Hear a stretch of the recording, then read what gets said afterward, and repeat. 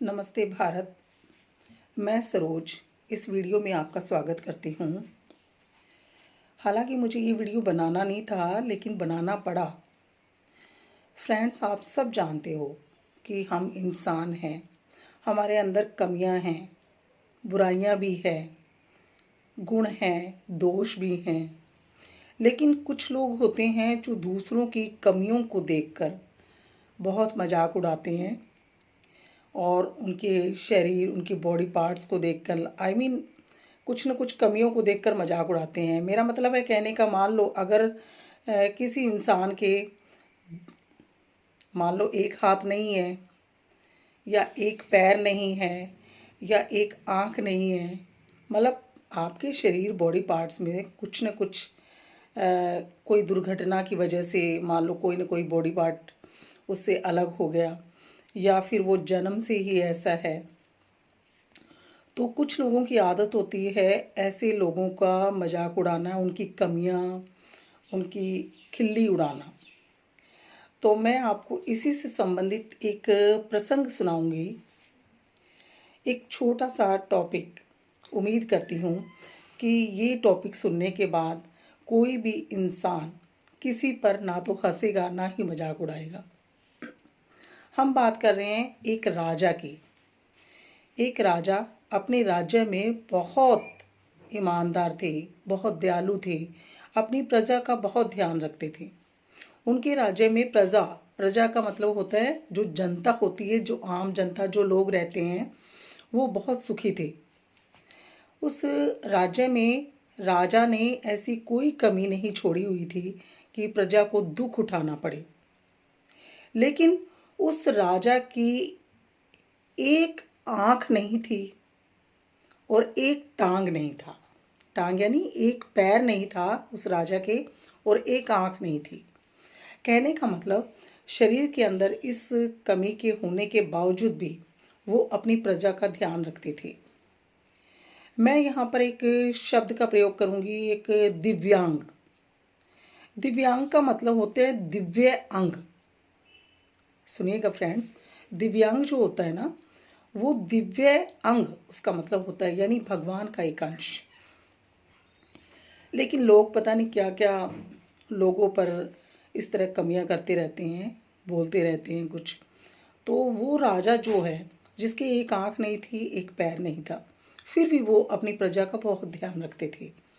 एक दिन राजा के मन में ये विचार आया कि क्यों ना वो अपनी एक सुंदर सी तस्वीर किसी चित्रकार से बनवाए। चित्रकार का मतलब होता है कि अपनी कलम से, अपने ब्रश से, अपने पेंटिंग के माध्यम से वो अपना एक पोर्ट्रेट बनाए, को पेंटिंग की तरह, मतलब तो वो अपना एक चित्र बनाना चाहता था। उन्होंने देश विदेश से बहुत सारे चित्रकार बुलाए और कहा कि मेरी इच्छा है कि आप ऐसा सुंदर मेरा चित्र बनाओ जो राजमहल के अंदर लगाया जा सके, जिसे सभी देखें। सभी चित्रकारों को बुलाया गया देश विदेशों से। आखिर राजा का हुक्म था तो सभी ने आना ही था ना। लेकिन जब राजा ने कहा, अच्छा बताओ कौन मेरा चित्र बनाएगा, चित्रकारों को बुलाया तो किसी भी चित्रकार ने हाँ नहीं कही। उन्होंने ये सोचकर हाँ नहीं की कि ये तो राजा हैं, जिनकी एक आंख भी नहीं है, एक टांग भी नहीं है। अगर कुछ चित्र में या चित्रकारी करते वक्त कुछ न कुछ गलती हो गई, त्रुटि हो गई, तो ये जो राजा हैं हमें फांसी की सजा दे देंगे, हमें मार देंगे। तो इस डर से किसी भी चित्रकार ने राजा की तस्वीर को बनाने से मना कर दिया। उन्होंने कहा कि नहीं, हम आपका चित्र नहीं बना सकते हैं। लेकिन वहीं चित्रकारों में से एक पीछे पीछे एक गरीब चित्रकार था। उन्होंने हाथ उठाया और कहा कि महाराज, मैं आपकी एक फोटो बनाऊंगा, एक चित्र बनाऊंगा आपका। आप मैं आपका चित्र बनाने को तैयार हूँ।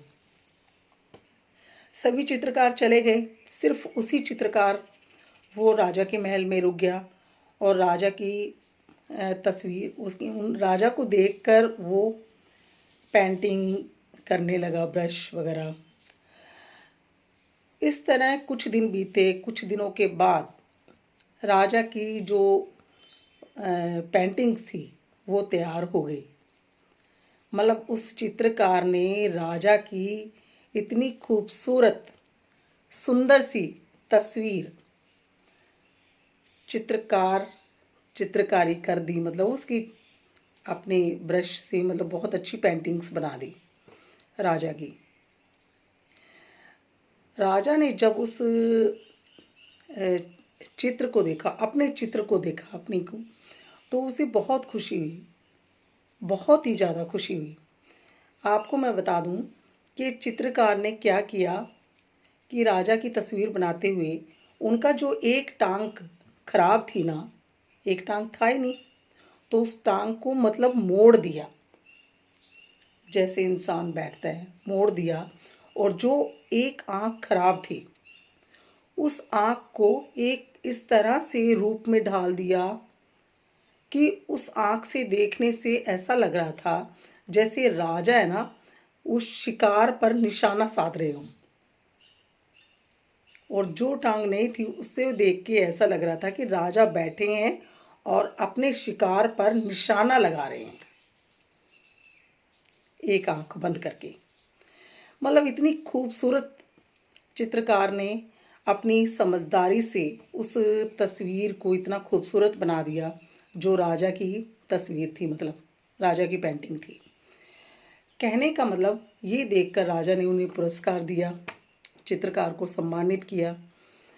कहने का मतलब प्रसंग और सार क्या है? प्रसंग और सार ये है कि हमें दूसरों की कमजोरियों पर, दूसरों की शारीरिक कमजोरियों पर मजाक नहीं उड़ाना चाहिए। बल्कि मैंने तो अक्सर कई बार ये देखा है कि ये बहुत सारे ऐसे लोग हैं जिनसे मैं मिली हूँ, बहुत सारे समझदार इतने होते हैं, इतने ज़्यादा काबिल लोग होते हैं ये लोग। तो प्लीज़ सभी से मेरी विनती है हाथ जोड़कर कि इस तरह लोगों पर फालतू अपना टाइम बर्बाद ना करें, बल्कि उन लोगों की रिस्पेक्ट करें जिनके अगर शारीरिक कुछ शरीर में कमी भी है तो उनकी कमियों को उजागर करने की ज़रूरत नहीं होती है, बल्कि उनके अंदर की अच्छाइयों को देखने की ज़रूरत होती है। वो नज़र आप लेके आए। और ये तो भारत देश है। भारत देश इसीलिए तो महान है क्योंकि यहाँ की वैल्यूज़ बहुत अच्छे हैं भाई। तो अगर आपको ये वीडियो अच्छा लगा हो तो प्लीज़ सब्सक्राइब, लाइक और शेयर ज़रूर कीजिएगा। और ये जानकारी जो है वो सभी तक पहुंचनी चाहिए, क्योंकि वाकई हमें कोई हक नहीं है कि हम किसी की कमजोरियों का मजाक उड़ाएं, शारीरिक कमजोरियों का मजाक उड़ाएं। हमें कोई भी हक नहीं है। ईश्वर की नज़र में हम सभी समान हैं। नमस्कार।